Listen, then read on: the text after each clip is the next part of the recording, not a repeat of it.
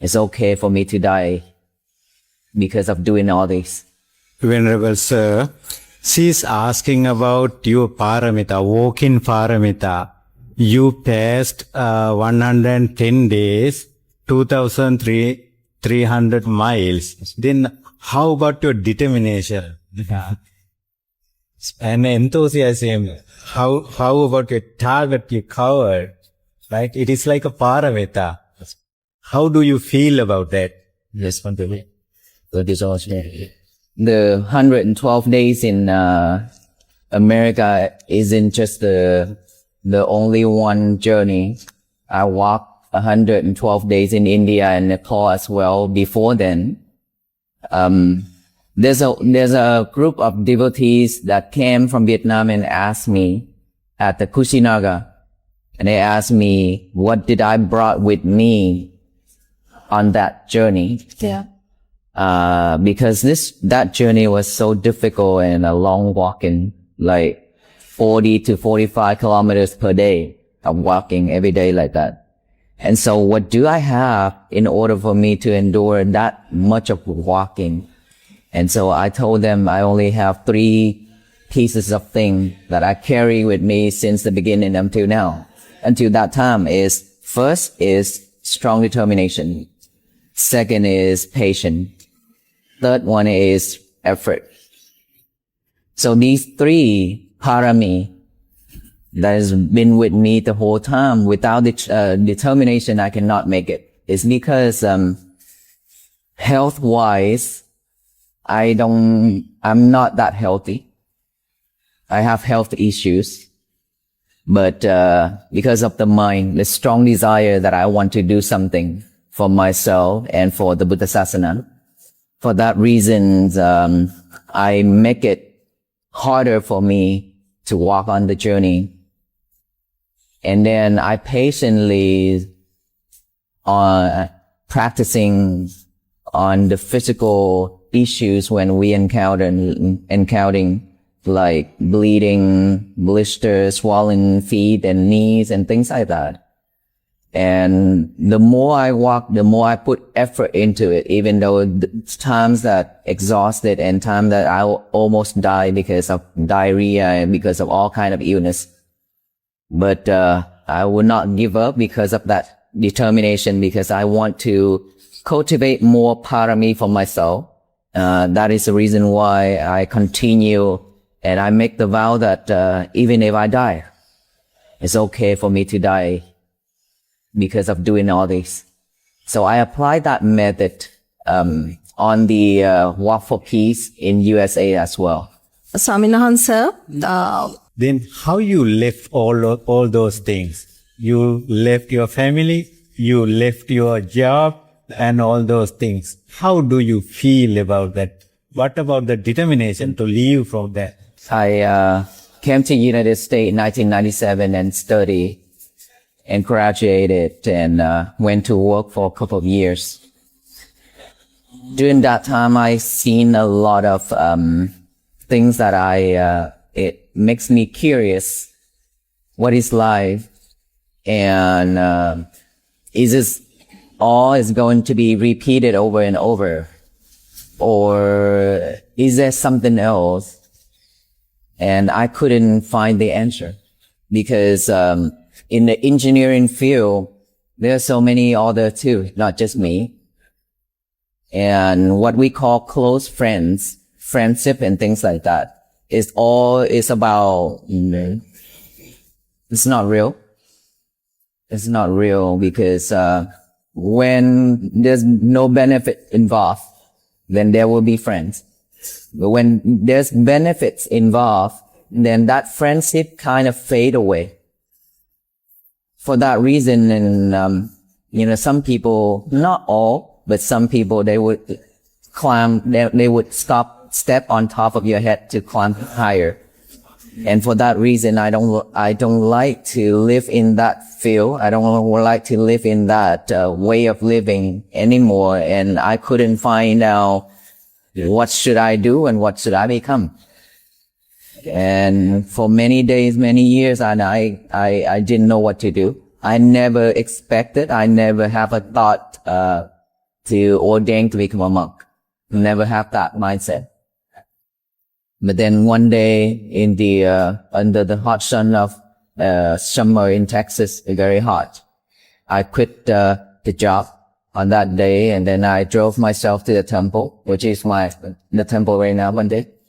And so, I saw my teacher walking outside in the heat, and then I walked behind him, and then he turned around and asked me, what can I help you with? And I said, I want to ordain to become a monk for temporary. And he said, okay. Then my journey begins from there. He's asking about the three monks. The one is then your master. Then how do you feel about that? How do you introduce about your master? And number two is that Dhammapiya. Another one is someone who observed Dhutanga. The third one is old monk, 69 years old. How do you feel about them? How do you introduce about them to the devotees? My teacher's most venerable Ratanaguna, he is just like a very giant tree that always give me shade. I have to say that he always support me. So, end of your peace walk in USA, you very emotionally worshipped your teacher. So, since the day that I ordained to become a monk under his guidance, he's always, he just like me, he don't say things, sweet things to me. Most of the time, we don't talk with each other a lot. We understand each other, but we don't talk a lot. But whenever I, make any decisions, do anything, then he always there for me. Especially the Dhammacharya project. Without his support, I wouldn't be able to fulfill that vow. And then when the Dhutanga journey, I kneel down in front of him and asked, and he said, go ahead and do it. And he believed me regardless. Whatever decision that I made, he believed me. And he gave me the authority to control, to manage the whole temple and everything. And one of the statements he made was, he said like this, I will stand behind you until you achieve your vow for the Buddhasasana. That's what his statement made to me when I expressed my vow to him. And for that reason, anybody or anything happened to me, he always backed me up. So he's very special teachers that I have, and I'm grateful for that. And Ajahn Piyathammo. Ajahn Piyathammo is one of my close friends that we walk in India and Nepal. Somehow we found identical journey between us. And Aloka too. Aloka, we both love Aloka, and Aloka love both of us as well. And the way of him practicing Dhutanga, I admire him since the day that I met him in India. That is the lifestyle that I always wanted to do, but I know that my journey is kind of different with his. For that reason, I take on Dhutanga journey whenever we have a chance with him. And that's what I did in 2022, and then the Walk for Peace, and then now in Sri Lanka. But other than that, he will walk on his journey. I walk on my journey. But we always there for each other when we need.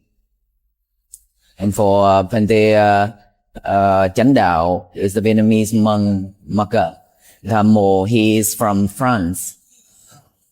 He is, I have to tell that he have a very strong determination too. Even though he is old and his spine, his bone are weakened and leaning to a side, But then when he already decided to follow me, then he just gave up his life to follow regardless. Sometime when I remember the first day when I saw his feet, his toenails and everything, it's just like only meat that I can see. And there's no more skin that it peeled off. But he still smile and walk and try hard to walk. And he showed the world that, even though we are old, even though we are aging, but there's still a lot of things that we can do as long as we stay focused and as long as we have a strong determination, we can make it happen. Venerable Sir, you have changed most of the Americans, minds of the Americans, minds of the American friends. So, also you completed many days in peace war. Do you have say something about the Americans' mind and how about the changes? In America is, I can say that is the first journey. That's the first time that most of the Americans, they see the Buddhist monks. They have seen on video, online, on movie. A lot of people say that it's about Shaolin monks and things like that. But obviously they didn't know anything about Buddhism, practicing. And so when they see the group of monks walking like that on the road silently every day, it just somehow it touched their hearts. It's because, they have suffering so much already, really, because of politics, because of religions, because of everything else. For that reason, they now see something that is totally different, which is the monks who walk to raise awareness of peace, loving kindness, and compassion, which they've been seeking for a very long time, but they couldn't reach it. They couldn't find it. Now that they met us, they listened to our message, and my message to the people are very simple and clear. Easy to practice every day. And I think that is the reason why they follow up until now. Within a short period of time, millions and millions of people join in and practice. And now every day they still practice that message. Today is going to be my peaceful day.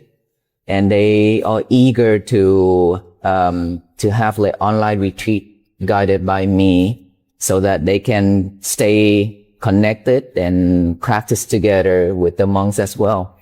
And this is the big impact for the people in the United States and around the world, because I think that people think about Buddhist is a different way of thinking. So now that this message, I'm just delivered the similar message. It's not something that high or anything. It's just that the simple way for people. And it happened to be the new people and they easy to accept. Venerable Sir, in Sri Lanka, just only very short time, the only 7 days peace walking. Do you have any message to give to the Sri Lankan people? I think you could understand about the Sri Lankans and culture of Sri Lanka. Sri Lankans. I think it might be quite different than other nations. So do you have any message through this peace walk to give to Sri Lankan nation? With this short walk in Sri Lanka, I have some time to share the message as well. It's similar to the message that I share everywhere I go. And what I can see, what I can tell is this is a Buddhist country, but mostly people, they worshipping offerings and spiritual practice are the main thing, but not practicing to liberate suffering, which is the meditation that the Buddha taught. I think that people lack of this. I cannot say that is all, but majority, and I understand why, is because the life of living, to make a living, have no time to do all this. And for that reasons, when we walk, I do see that people are eager to come out to support this mission and to offer to worship the monks. But at the same time, I do see a problem as well. When we come to the crowd area, it's just that people wanted to see us so bad and they wanted to worship. They wanted to offer to the monks so bad to the point that they cannot manage their emotions. And so they just wanted to push each other, trying to get closer to the monks. And these create chaotic. It's not just for the monks. We be able to stay calm, no problem, but for the others, for the safety of the others and for themselves, because I think the people think that coming out to do this, to worship and to offer to gain merit. But again, the way of gaining that merit is not a peaceful way. For that reason, the merit to bring back home is very little. Very little. So if we can just pay homage, pay respect, offer by standing still, stay calm and be mindful with all that actions, it would be amazing for me, for this country, if I see that. And that is sometimes when I have to stop. I have to stop with, and then tell the people, please stay still and don't move and don't come out to the road. Because I want them to bring home merit. I want them to bring home peace, not something that is, suffering or unhappiness. I don't want people to receive that. And so I truly hope that with my message that the people here in this island can bring that into action seriously to practice mindfulness. Without practicing mindfulness, our life is going to be struggle day after day, life after life. And we are Buddhists. We have to practice the Buddha teachings, which is mindfulness, to liberate not just the spiritual things. You have decided 840 stupas. Then why 840 stupas? Then number 2 question is that what is your aim? What is your task to establishing like these stupas and encrypt the Tripitaka on it? For the Dhammacharya projects that I made a vow silently for 7 years under the Bodhi tree in India. And then after that, 3 years of speaking out to the public, of building this site on 14 acres of land, 840 stupa in stone. And the stone that we are choosing is the Makarana mobile stone in India. Why 840? Because, what we believe that the Buddha taught is 84,000 Dhammakanda. And, of course, I don't have the ability to build 84,000 stupas just like King Ashok, right? So therefore we get the number of 840 to represent 84,000. And then, the stones, why I choose this stone is because I want it to last for 1,000 years. I want many other future generations to be benefited. Not just this generation, but I want it to last for decades, for years and years for the future generation to come. It's because, like our generation, for me, when I started in, the monkhood, it's just that, I listened to the talk online and a lot of misleading talk saying that the Buddha said this, the Buddha said that, but obviously it's not. For that reason, and I think, what about my future generations? My students and my students, what are they going to do if they learn the wrong Dhamma? And so I keep thinking about it. I said, I should do something for the Buddha Sasana. That is why I made that vow silently, to preserve the Buddha teachings by inscribing all those teachings in 10 different scriptures, including Sinhala, on stones, so that the future can do research on the true Dhamma. Because I think stone will last. That's why. So we are very, very happy about that. Sir Venerable Vimalakirti and so many groups started this peace walking over here. Now it is success. So then again, I would like to thanks for you on the behalf of Sri Lanka and also Sirasa FM and Sirasa Television. Thank you very much. If you do you have any wishes or blessings to Sri Lanka in short, please. All right, first of all, thank you so much for having me on this show to share our journey to the people around the Sri Lanka island. And today is our last day. Yeah. Right? Today is our last day of work. We don't walk a lot today, but it's also our last day. And then I will be departed here tomorrow morning. So I would like to share with you all my last statement, which is you already heard it all. Today is going to be our peaceful day. So always practice that way. Write it down. Today is going to be my peaceful day, and practice diligently every day. Be mindful with it. And I do see the love, the support, the hospitalities from Sri Lanka country. The people are so lovely, and we appreciate it so much. And with all the merits that I have cultivated during this walk and the walk of peace in USA and in India, I would like to share it to you all. May you all be well, be happy, and be peaceful. Namo Buddhaya. The journey of 1,000 miles begins with a single step, but perhaps more profoundly, it begins with a single breath. In our modern, fast-paced lives, we are so often caught up in the rush of destinations, racing toward the next promotion, the next weekend, the next milestone, that we forget the profound beauty of simply arriving in the present moment. We treat our days as obstacles to be overcome rather than landscapes to be experienced. Yet, when we look at the extraordinary journey of Venerable Bhikkhu Pannakara, the spiritual leader of the Walk for Peace, we are invited to view our lives through a radically different lens. His physical footsteps across continents serve as a mirror for the inner journey we must all take toward peace. Through his monumental undertaking, we are reminded that true peace is not a distant finish line waiting for us at the end of a grueling race. It is a gentle, unfolding path that we pave with our own mindfulness, compassion, and presence, right here and right now. When we hear of someone walking for over 100 days across the vast expanses of the United States, India, and beyond, our minds naturally gravitate toward the logistics of survival.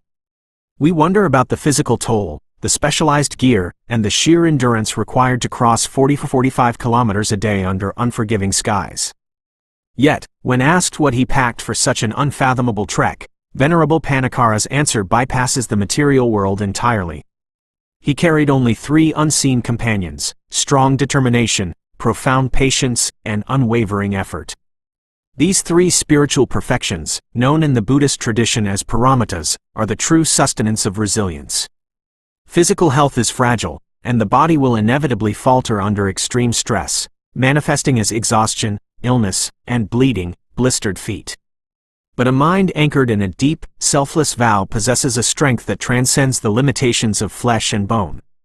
The Venerable's willingness to surrender his very life to his cause reveals a beautiful truth.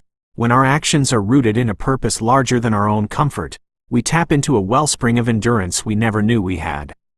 We may not be walking across a desert in monastic robes, but in our own daily lives, we face our own blisters of the soul, grief, sudden illness, financial stress, or the quiet ache of loneliness. In those moments, it is not our physical resources that carry us through, but our determination to keep our hearts open, our patience with our own suffering, and the gentle effort to take just one more mindful step forward. This profound understanding of what truly sustains us did not appear overnight. It was forged in the same fires of ordinary life that so many of us navigate every day. Before he was a monk walking for world peace, Venerable Pannakara was navigating the complex, often exhausting landscape of American corporate life. Arriving in the United States in the late 1990s, he pursued an engineering career, immersing himself in the very definition of the modern dream. Yet, amidst the striving and the climbing, a quiet, persistent curiosity began to bloom within him. He looked around at the transactional nature of relationships, where friendships often faded the moment mutual benefits disappeared, and witnessed a culture where climbing higher sometimes meant stepping on the shoulders of others. He found himself questioning the script he had been handed. Is this endless cycle of repetition all there is to life? This is a question that echoes deeply within the American experience today. We are a culture defined by our productivity, often measuring our worth by our output and our status. But deep down, many of us feel the exhaustion of the treadmill. We sense the hollowness of conditional success and yearn for an authenticity that the corporate ladder cannot provide. For the Venerable, the breaking point was not a grand, cinematic revelation, but a quiet moment of profound clarity under the blistering heat of a Texas summer. Driving to a temple, stepping away from the job that no longer fed his soul, he walked behind a monk in the heat and simply asked to ordain. It was a leap of faith into the unknown, a powerful reminder to all of us that it is never too late to step off the path of suffering and walk toward a life of deeper meaning. Of course, walking away from the known and stepping into a life of spiritual rigor is not a journey one can easily take alone. The path of awakening requires guides, companions, and the deep, silent support of a spiritual community. Venerable Pannakara speaks with profound reverence of his teacher, describing him as a giant tree that constantly offers shade. This metaphor is incredibly moving because it captures the essence of true mentorship and love. A giant tree does not demand attention or micromanage the earth around it. It simply stands strong, its roots deep, providing a cool, safe harbor for anyone who needs to rest beneath its branches. His teacher did not offer constant sweet words, but rather a steadfast and spoken belief in his disciples' highest vows, promising to stand behind him until his spiritual goals were achieved. We see this same beautiful interdependence in his relationship with his spiritual brothers, like the older monk who walked alongside him with feet so raw they were stripped of skin. Despite the agonizing physical pain and a spine bent with age, this elder monk simply smiled and kept walking, driven by a devotion that defied human limitation. These relationships ask us to reflect on our own lives. Who are the giant trees in our landscape? Who offers us shade when the heat of life becomes too much to bear? And equally important, how can we become that shade for others? In a society that often glorifies hyper-independence, this story reminds us that true strength is deeply relational. We need our tribe, the people who witness our pain, believe in our deepest intentions, and walk with us when our own feet are too tired to carry on. It was this very spirit of communal, silent strength that struck such a deep chord when the Peace Walk moved across the United States. For an American public largely unaccustomed to the sight of Buddhist monks, let alone a silent procession of them walking down rural highways and city streets, the impact was profound and immediate. At first glance, the public reaction might seem surprising. Why would millions of people, caught in the grip of modern life, suddenly pause, follow, and join a group of silent walkers? The answer lies in the deep, collective exhaustion of our times. We are living in an era saturated with noise, political polarization, relentless news cycles, and the constant digital clamor for our attention. People are suffering deeply from this division and anxiety, endlessly searching for a peace that arguments, debates, and material comforts have failed to provide. When the monks appeared, offering a message of loving kindness and compassion without a trace of judgment or demands, they provided a profound antidote to the modern soul. They did not shout a doctrine, they embodied a state of being. They showed a weary nation that peace is not something we have to aggressively manufacture or fight for. It is something we can gently return to. The silence of their walking was not an absence of sound, but a powerful, healing presence. It invited people to step out of their anxious minds and drop back into their hearts, offering a simple, accessible path to inner quiet that resonated universally. However, as the pilgrimage continued to Sri Lanka, a deeply Buddhist nation, a different kind of spiritual challenge emerged, offering yet another profound lesson in mindfulness. In their eagerness to honor the monks and gain merit, massive crowds surged forward. People pushed and jostled, their reverence transforming into chaotic anxiety as they desperately tried to get closer. Here we see a powerful metaphor for how we often approach our own spiritual and personal growth. We so desperately want to touch peace, to claim goodness, and to secure our own merit that we become aggressive in our pursuit of it. We turn healing into a hustle. Venerable Pannakara's gentle correction to the crowds is a beautiful instruction for all of us. True merit cannot be acquired through a lack of peace. To bring peace home, we must first embody it in our actions. By asking the crowds to stand still, stay calm, and offer their respect silently from where they were, he was teaching the very essence of mindfulness. Peace is not an object we can snatch from someone else's hands. It is a state of grace that descends upon us when we stop grasping. When we learn to stand still, whether in a literal crowd or amidst the chaotic rush of our own thoughts, we create the spaciousness necessary for true reverence, healing, and joy to enter our lives. This commitment to creating lasting spaciousness and truth is beautifully realized in the Venerable's Dhammasitya project, the construction of 840 Makrana marble stupas intended to preserve the core teachings of mindfulness for millennia. In an age of fleeting digital information, where quotes are misattributed and teachings are diluted in an instant, carving truth into stone is an act of radical love for the future. The number itself represents the vastness of the Dhamma, but the material represents an enduring promise. He is thinking not just of his own liberation, or even the peace of those walking with him today, but of the generations yet unborn who will need guidance long after we are gone. This project challenges us to ask ourselves, what are we building in our own lives that will last? We may not be erecting marble monuments, but every day we are carving the legacy of our character into the hearts of our children, our friends, and our communities. Are we leaving behind a legacy of anxiety and rushing, or are we laying down stones of compassion, patience, and clear seeing that others can use to navigate their own storms? Ultimately, all these grand endeavors, the cross-country walks, the silent endurance, the monumental architecture of peace, distill down to a single, exquisitely simple vow that Venerable Pannakara offers to the world. Today is going to be my peaceful day. It is a sentence so modest that the restless mind might easily overlook its power. Yet, within these few words lies the master key to transforming our entire existence. Peace is not a grand, final destination we arrive at after we have finally paid off the mortgage, resolved all our family conflicts, and fixed everything broken in the world. Peace is a daily, conscious choice. By writing this intention down and practicing it diligently every morning, we reclaim our agency. We stop waiting for the world to calm down before we allow ourselves to breathe. We declare that regardless of the emails waiting in our inbox, the traffic on our commute, or the unpredictable nature of the people around us, the inner sanctuary of our mind will remain protected. As we reflect on the footprints left across the globe by this remarkable pilgrimage, we are invited to take our own next step. We are reminded that we carry the tools of determination, patience, and effort within us at all times.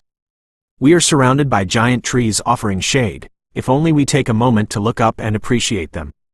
Let us carry the shared merits of this beautiful journey into our own homes and neighborhoods. May we walk through our lives not with the heavy, rushing steps of anxiety, but with the soft, deliberate tread of a heart that knows its way home. Let us stand still amidst the chaos, let us carve our love into the bedrock of our communities, and let us wake up tomorrow, take a deep breath, and gently promise ourselves, today is going to be my peaceful day. May you all be well, be happy, and be profoundly peaceful.